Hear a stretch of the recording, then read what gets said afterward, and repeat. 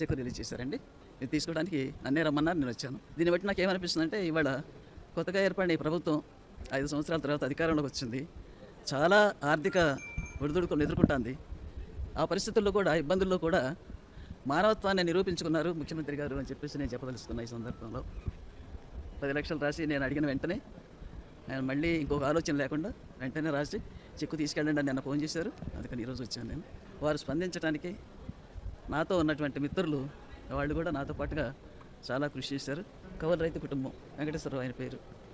భార్య భర్త, తల్లి తండ్రి కూడా కష్టపడి ఆ పిల్లల్ని ఇద్దరిని చదివించుకున్నారు, అమ్మాయి అబ్బాయిని. వాళ్ళలో అబ్బాయి మళ్ళీ పునర్జన్మే. ఈ పునర్జన్మ చంద్రబాబు నాయుడు గారు ఇచ్చినట్టే నేను చెప్పదలుచుకున్నా. దాంట్లో మినహాయింపు ఏం లేదు. అది ఒకప్పుడు మేము పొలిటికల్గా మిత్రపక్షాలం అండి, ఇప్పుడేం కాదు. కాకపోయినా కూడా వాస్తవాలనే మాట్లాడుకోవాలి మనం. అందుకని ఈ సందర్భంగా ఆయన మానవత్వాన్ని నిరూపించుకున్నందుకు చాలా చాలా కృతజ్ఞతలు.